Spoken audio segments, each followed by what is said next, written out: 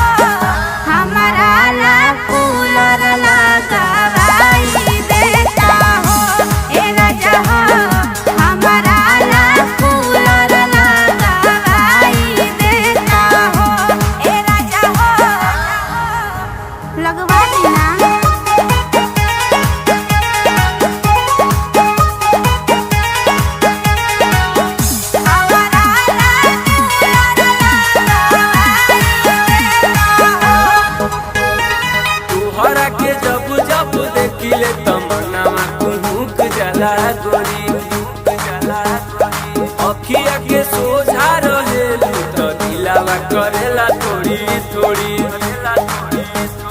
तुहरा के जब जब देखिले तमन्नावा कुहुक जाला गोरी। अखिया के सोझा रहेलू तो दिलावा करेला थोड़ी थोड़ी। रजनीगंधा फूलवा से सजिया सजाई देता हो ए राजा हो हमारा ला फूलर लगाई देता हो ए राजा हो हमारा ला फूलर लगाई देता हो ए राजा हो। फूलर लगवा देना जी ए राजा हो।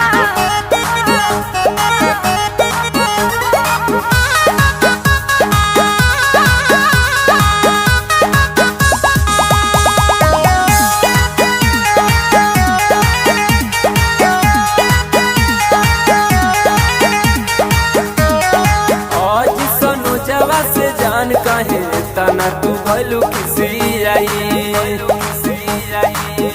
मन राम सुर से जान कहे करे लुड़ाई।